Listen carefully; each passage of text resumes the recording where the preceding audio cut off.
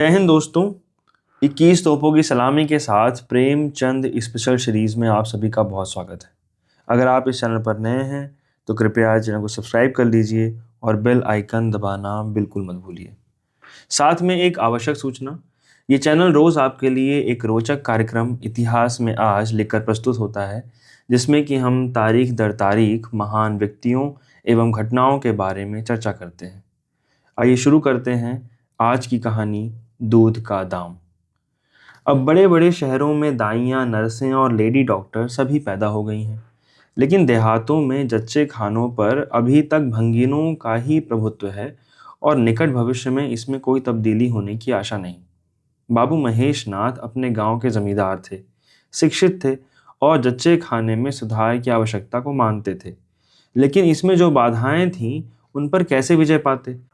कोई नर्स देहात में जाने पर राजी न हुई और बहुत कहने सुनने से राजी भी हुई तो इतनी लंबी चौड़ी फीस मांगी कि बाबू साहब को सिर झुकाकर चले आने के सिवा और कुछ सूझा ही नहीं। लेडी डॉक्टर के पास जाने की उन्हें हिम्मत न पड़ी। उसकी फीस पूरी करने के लिए तो शायद बाबू साहब को अपनी आधी जायदाद बेचनी पड़ी। इसलिए जब 3 कन्याओं के बाद वह चौथा लड़का पैदा हुआ तो फिर वही गूदड़ था और वही गूदड़ की बहू। बच्चे अक्सर रात ही को पैदा होते हैं। एक दिन आधी रात को चपरासी ने गूदड़ के द्वार पर ऐसी हाँक लगाई कि आस पड़ोस में भी जाग पड़ गई। लड़की न थी कि मरी आवाज से पुकारता। गूदड़ के घर में इस शुभ अवसर के लिए महीनों से तैयारी हो रही थी। भय था तो यही कि फिर बेटी ना हो जाए, नहीं तो वही बंधा हुआ 1 रुपया और एक साड़ी मिलकर रह जाएगी। इस विषय में स्त्री पुरुष में कितनी ही बार झगड़ा हो चुका था। शर्त लग चुकी थी। स्त्री कहती थी, अगर अब की बेटा ना हुआ तो मुंह ना दिखाऊंगी। हाँ हाँ, मुंह ना दिखाऊंगी, सारे लक्षण बेटे के हैं। और गूदड़ कहता था, देख लेना, बेटी होगी और बीच खेत बेटी होगी। बेटा निकले तो मूछ मुड़ा लूं। हाँ हाँ, मूछ मुड़ा लूं। शायद गूदड़ समझता था कि इस तरह अपनी स्त्री में पुत्र कामना को बलवान करके वह बेटे की आवाई के लिए रास्ता साफ कर रहा है। भूंगी बोली, अब मूछ मुड़ा ले दाढ़ी चार। कहती थी बेटा होगा, सुनता ही न था, अपनी ही रट लगाया जाता था। मैं आप तेरी मूछ मूड़ूंगी, खूंटी तक तो रखूंगी नहीं। गूदड़ ने कहा, अच्छा मोड़ लेना भली मानस, मूछें क्या फिर निकलेंगी नहीं? तीसरे दिन देख लेना, फिर ज्यों की त्यों। मगर जो कुछ मिलेगा उसमें आधा रख लूंगा, कह देता हूँ। भूंगी ने अंगूठा दिखाया और अपने 3 महीने के बालक को गूदड़ के सुपुर्द कर सिपाही के साथ चल खड़ी हुई। गूदड़ ने पुकारा, अरे सुन तो, कहाँ भागी जाती है? अभी भी बधाई बजाने जाना पड़ेगा, इसे कौन संभालेगा? भूंगी ने दूर से ही कहा, इसे वहीं धरती पर सुला देना, मैं आप दूध पिला आऊंगी। महेश नाथ के यहाँ अब भूंगी की खूब खातिरदारियां होने लगी। सवेरे हरीरा मिलता, दोपहर को पूरियां और हलवा, तीसरे पहर को फिर और रात को फिर, और गूदड़ को भी भरपूर परोसा मिलता था। भूंगी अपने बच्चे को दिन रात में 1-2 बार से ज्यादा दूध न पिला सकती थी। उसके लिए ऊपर से दूध का प्रबंध था। भूंगी का दूध बाबू साहब का भाग्यवान बालक पीता था और यह सिलसिला 12वें दिन भी न बंद हुआ। मालकिन मोटी ताजी देवी थी, पर अब भी कुछ ऐसा संयोग कि उन्हें दूध हुआ ही नहीं। तीनों लड़कियों की बार इतनी इफरात से दूध होता था कि लड़कियों की बदहजमी हो जाती थी। अब एक बूंद भी नहीं। भूंगी दाई भी थी और दूध पिलाई भी। मालकिन कहती, भूंगी हमारे बच्चे का पाल दे, फिर जब तक तू जिए बैठी खाती रहना। 5 बीघे माफी दिलवा दूंगी, नाती पोते तक चैन करेंगे। और भूंगी का लड़का ऊपर का दूध हजम न कर सकने के कारण बार बार उल्टी करता और दिन दिन दुबला होता जाता था। भूंगी कहती, बहू जी मूड़न में चूड़े लूंगी, कह देती हूँ। बहू जी उत्तर देती, हाँ हाँ चूड़े लेना भाई, धमकाती क्यों है? चांदी के लेगी या सोने के? वाह बहू जी, चांदी के चूड़े पहनने के किसके मुंह दिखाऊंगी और किसकी हंसी होगी? अच्छा सोने के ले लेना भाई, कह तो दिया। और ब्याह में कंठा लूंगी और चौधरी गुदड़ के लिए हाथों के तोड़े, वह भी लेना, भगवान वह दिन तो दिखावे। घर में मालकिन के बाद भूंगी का राज्य था। महरियां, महाराजिन, नौकर चाकर सब उसका रोब मानते थे। यहाँ तक कि खुद बहू जी भी उससे दब जाती थी। एक बार तो उसने महेश नाथ को भी डांटा था, हंसकर टाल गए। बात चली थी भंगियों की। महेश नाथ ने कहा था, दुनिया में और चाहे जो कुछ हो जाए भंगी भंगी ही रहेंगे, इन्हें आदमी बनना कठिन है। इस पर भूंगी ने कहा था, मालिक भंगी तो बड़े बड़ों को आदमी बनाते हैं, उन्हें कोई क्या आदमी बनाए। यह गुस्ताखी करके किसी दूसरे अवसर पर भला भूंगी के सिर के बाल बच सकते थे, लेकिन आज बाबू साहब ठहाका मार कर हंसे और बोले, भूंगी बात बड़े पते की कही है। भूंगी का शासनकाल साल भर से आगे न चल सका। देवताओं ने बालक के भंगिन का दूध पीने पर आपत्ति की। मोटे राम शास्त्री तो प्रायश्चित का प्रस्ताव कर बैठे। दूध तो छुड़ा दिया गया, लेकिन प्रायश्चित की बात हंसी में उड़ गई। महेश नाथ ने फटकार कर कहा, प्रायश्चित की खूब कही शास्त्री जी, कल तक उसी भंगिन का खून पीकर पला और अब उसमें छूत घुस गई। वाह रे आपका धर्म। शास्त्री जी शिखा फटकार कर बोले, यह सत्य है। वह कल तक भंगिन का रक्त पीकर पला, मांस खाकर पला, यह भी सत्य है। लेकिन कल की बात कल थी, आज की बात आज। जगन्नाथपुरी में तो छूत अछूत सब एक पंगत में खाते हैं, पर यहाँ तो नहीं खा सकते।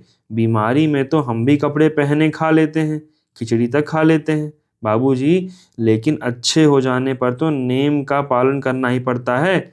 आपद धर्म की बात न्यारी है। तो इसका यह अर्थ है कि धर्म बदलता रहता है, कभी कुछ कभी कुछ। और क्या, राजा का धर्म अलग, प्रजा का धर्म अलग, अमीर का अलग, गरीब का अलग। राजे महाराजे जो चाहे खाएं, जिसके साथ चाहे शादी ब्याह करें, उनके लिए कोई धर्म बंधन नहीं। समर्थ पुरुष है, बंधन तो मध्य वालों के लिए है। प्रायश्चित तो न हुआ, लेकिन भूंगी को गद्दी से उतरना पड़ा।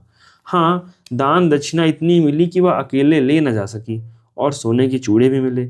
एक की जगह दो नई सुंदर साड़ियां, मामूली नैन सुख की नहीं, जैसे लड़कियों की बार मिलती है। इसी साल प्लेग ने जोर बांधा और गूदड़ पहले ही चपेट में आ गया। भूंगी अकेली रह गई। वह गृहस्थी ज्यों की त्यों चलती रही। लोग ताक लगाए बैठे थे कि भूंगी अब गई। फला भंगी से बातचीत हुई, फला चौधरी आए, लेकिन भूंगी न कहीं गई न आई। यहाँ तक कि 5 साल बीत गए। उसका बालक मंगल दुर्बल और सदा रोगी रहने पर भी दौड़ने लगा। सुरेश के सामने पिद्दी सा लगता था। एक दिन भूंगी महेश नाग के घर का परनाला साफ कर रही थी। महीनों से गलीज जमा हो रखा था। आंगन में पानी भरा रहने लगा था। परनाले में एक लंबा मोटा बांस डालकर जोर से हिला रही थी। पूरा दाहिना हाथ परनाले के अंदर था कि एकाएक उससे चिल्लाकर हाथ बाहर निकाला और उसी वक्त एक काला सांप परनाले से निकलकर भागा। लोगों ने दौड़कर उसे मार तो डाला, लेकिन भूंगी को न बचा सके। समझे, पानी का सांप है, विषैला न होगा। इसलिए पहले कुछ गफलत की गई। जब विष देह में फैल गया और लहरें आने लगीं, तब पता चला कि वह पानी का सांप नहीं, गेहूंवन था। मंगल अब अनाथ था। दिन भर महेश बाबू के द्वार पर मंडराया करता। घर में इतना जूठन बचता था कि ऐसे ऐसे 10-5 बालक पल सकते थे। खाने की कोई कमी न थी। हाँ, उसे तब बुरा जरूर लगता था जब उसे मिट्टी के सकोरों में ऊपर से खाना दिया जाता था। जब लोग अच्छे अच्छे बर्तनों में खाते हैं, उसके लिए मिट्टी के सकोरे। यूं से इस भेदभाव का बिल्कुल ज्ञान न होता था, लेकिन गांव के लड़के चिढ़ा चिढ़ा कर उसका अपमान करते रहते थे। कोई उसे अपने साथ खिलाता भी नहीं था। यहाँ तक कि जिस टाट पर वह सोता था वह भी अछूत था। मकान के सामने एक नीम का पेड़ था। इसी के नीचे मंगल का डेरा था। एक फटा सा टाट का टुकड़ा, 2 मिट्टी के सकोरे और एक धोती जो सुरेश बाबू की उदाहरण थी। जाड़ा गर्मी बरसात, हर एक मौसम में वह जगह एक सी आरामदेह थी, और भाग्य का बली मंगल झुलसती हुई लू लगते हुए जाड़े और मूसलाधार वर्षा में भी जिंदा रहने और पहले से ही कहीं स्वस्थ था। बस उसका कोई अपना था, गांव का एक कुत्ता, जो अपने सहवर्गियों के जुल्म से दुखी होकर मंगल की शरण आ पड़ा था। दोनों एक ही खाना खाते, एक ही टाट पर सोते। तबीयत भी दोनों की एक सी ही थी। दोनों एक दूसरे के स्वभाव को जान गए थे। कभी आपस में झगड़ा ना होता। गांव में धर्मात्मा लोग बाबू साहब की इस उदारता का आश्चर्य करते। ठीक द्वार के सामने 50 हाथ भी ना होगा।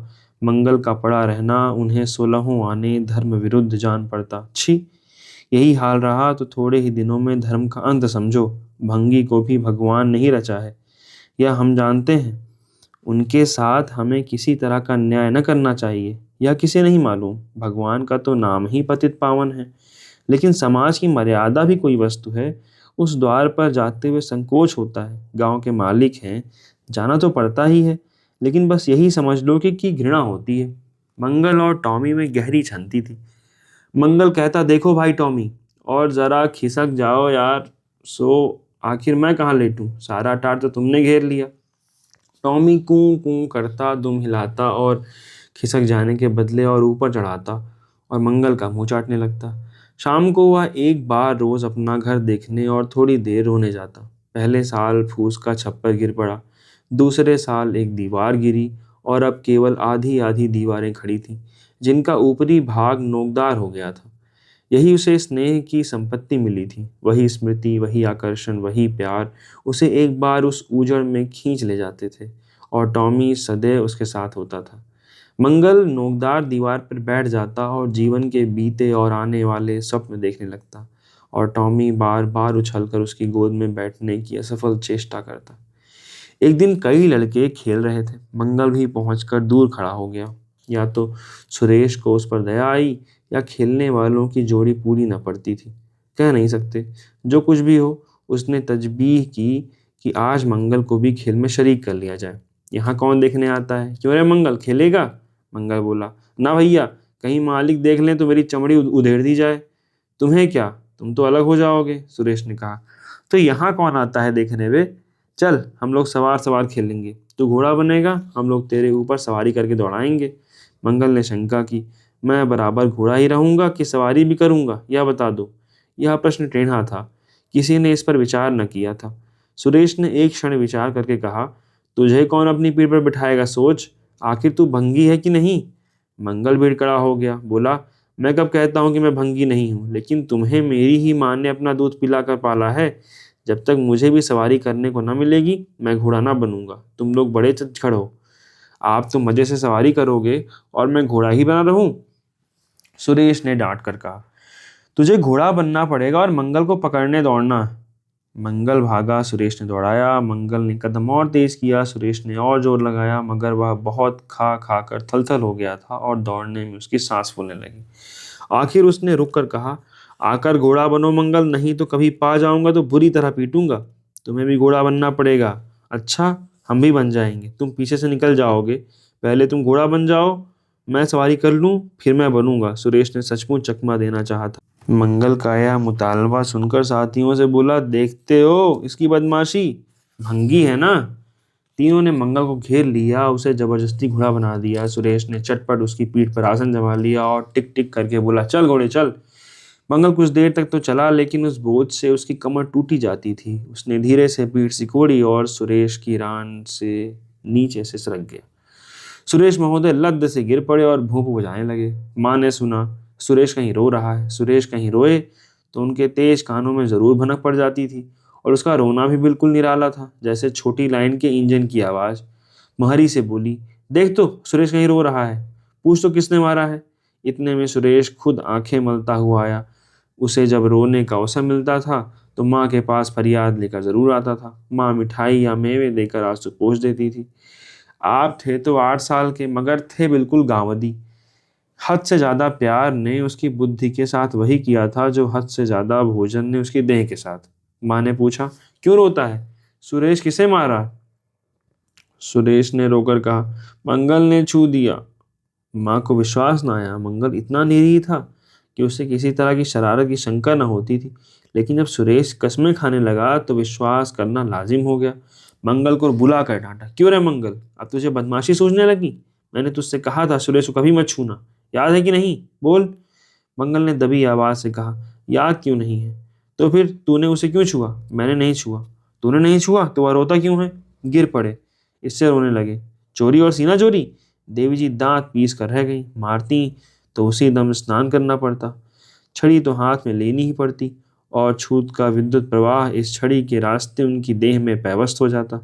इसलिए जहां तक गालियां दे सकी थी और हुक्म दिया कि अभी अभी यहां से निकल जाओ, फिर जो इस द्वार पर तेरी सूरत नजर आई तो खून ही पी जाऊंगी। मुफ्त की रोटियां खा खा कर शरारत सूझती है। मंगल में गैरत तो क्या थी, हाँ डर गया। चुपके से अपने सकोरे उठाए, टाट का टुकड़ा बगल में दबाया, धोती कंधे पर रखी और रोता हुआ वहां से चला गया। अब वह यहाँ कभी ना आएगा, यही तो होगा कि भूखों मर जाएगा, क्या हरज है? इस तरह जीने से फायदा ही क्या? गांव में उसके लिए और कहाँ ठिकाना था? भंगी को कौन पनाह देता? उसी खंडहर की ओर चला जहाँ भले दिनों की स्मृतियाँ उसके आंसू पोंछ सकती थी, और खूब फूट फूट कर रोया। उसी क्षण टॉमी भी उसे ढूंढता हुआ पहुंचा और दोनों फिर अपनी व्यथा भूल गए। लेकिन ज्यों-ज्यों दिन का प्रकाश क्षीण होता जाता, मंगल की ग्लानि भी क्षीण होती जाती। बचपन की बेचैन करने वाली भूख देह का रक्त पी-पी कर और भी बलवान हो जाती है। आंखें बार-बार सकोरों की ओर उड़ जाती। वहां अब तक सुरेश की जूठी मिठाइयां मिल गई होती। यहाँ क्या धूल फांके? उसने टॉमी से सलाह की। खाओगे क्या टॉमी? मैं तो भूखा लेटा रहूंगा, टॉमी ने कूं कूं करके शायद कहा। इस तरह का अपमान तो जिंदगी भर सहना है। ये हिम्मत हारोगे तो कैसे काम चलेगा? मुझे देखो ना। कभी किसी ने डंडा मारा, चिल्ला उठा, फिर जरा देर बाद दुम हिलाता हुआ उसके पास जा पहुंचा। हम तुम दोनों इसलिए बने हैं भाई, मंगल ने कहा। तुम सो जाओ, जो कुछ मिले खा लो, मेरी परवाह ना करो। टॉमी ने अपनी श्वान भाषा में कहा। अकेला नहीं जाता, तुम्हें साथ लेकर चलूंगा। मैं नहीं जाता तो मैं भी नहीं जाता। भूखों मर जाओगे तो क्या तुम जीते रहोगे? मेरा कौन बैठा है जो रोएगा? यहाँ भी वही हाल है भाई। कुआर में जिस कुतिया से प्रेम किया था उसने बेवफाई की और अब कल्लू के साथ है। खैरियत यही हुई कि अपने बच्चे लेती गई, नहीं तो मेरी जान गाढ़े में पड़ जाती। 5 बच्चों को कौन पालता? एक क्षण के बाद भूख ने एक दूसरी युक्ति सोच निकाली। मालकिन हमें खोज रही होंगी, क्यों टॉमी? और क्या, बाबूजी और सुरेश खा चुके होंगे। कहार ने उनकी थाली से जूठन निकाल लिया होगा और हमें पुकार रहा होगा। बाबूजी और सुरेश दोनों की थालियों में घी खूब रहता है, और वह मीठी मीठी चीज, हाँ मलाई, सबका सब घूरे पर डाल दिया जाता है। देखें, हमें खोजने कोई आता है। खोजने कौन आएगा? क्या कोई पुरोहित हो? एक बार मंगल मंगल होगा और बस थाली पर नाले में उड़ेल दी जाएगी। अच्छा तो चलें, मगर मैं छिपा रहूंगा। अगर किसी ने मेरा नाम लेकर ना पुकारा तो मैं लौट आऊंगा, या समझ लो। दोनों वहां से निकले और आकर महेश नाथ के द्वार पर अंधेरे में दबकर खड़े हो गए। मगर टॉमी को सब्र कहाँ। वह धीरे से अंदर घुस गया। देखा महेश नाथ और सुरेश थाली पर बैठ गए हैं। परोठे में धीरे से बैठ गया, मगर डर रहा था कोई डंडा ना मार दे। नौकर से बातचीत हो रही थी। एक ने कहा, आज मंगलवा नहीं दिखाई देता। मालकिन ने डांटा था, इससे भागा है शायद। दूसरे ने जवाब दिया, अच्छा हुआ निकाल दिया, सवेरे सवेरे भंगी का मुंह देखना पड़ता था। मंगल और अंधेरे में खिसक गया। आशा गहरे जल में डूब गई। महेश नाथ थाली से उठ गए। नौकर हाथ धुला रहा था। अब हुक्का पिएंगे और सोएंगे। सुरेश अपनी माँ के पास बैठा कोई कहानी सुनता सुनता सो जाएगा। गरीब मंगल की किसे चिंता है? इतनी देर हो गई, किसी ने भूल से भी नाम न पुकारा। कुछ देर तक वह निराश सा वहां खड़ा रहा, फिर एक लंबी सांस खींचकर जाना ही चाहता था कि कहार पत्तल में थाली का जूठन लेकर आता नजर आया। मंगल अंधेरे से निकलकर प्रकाश में आ गया। अब मन को कैसे रोके? कहार ने कहा, अरे तू यहाँ था? हमने समझा कि कहीं चला गया। ले खा ले, मैं फेंकने लेके आ रहा था। मंगल ने दीनता से कहा, मैं तो बड़ी देर से यहाँ खड़ा था। तो बोला क्यों नहीं? मारे डर के। अच्छा ले खा ले। उसने पत्तल को ऊपर उठाकर मंगल के फैले हुए हाथों में डाल दिया। मंगल ने उसकी ओर ऐसी आंखों से देखा जिसमें दीन कृतज्ञता भरी हुई थी। टॉमी भी अंदर से निकल आया था। दोनों वहीं नीम के नीचे पत्तल में खाने लगे। मंगल ने एक हाथ से टॉमी का सिर सहलाकर कहा, देखा, पेट की आग ऐसी होती है। यह लात की मारी हुई रोटियां भी न मिलती तो क्या करते? टॉमी ने दुम हिला दी। सुरेश को अम्मा ने पाला था। टॉमी ने फिर दुम हिलाई। लोग कहते हैं दूध का दाम कोई नहीं चुका सकता, और मुझे दूध का यह दाम मिल रहा है। टॉमी ने फिर दुम हिलाई। यह कहानी यहीं समाप्त होती है। बहुत शुक्रिया, बहुत धन्यवाद।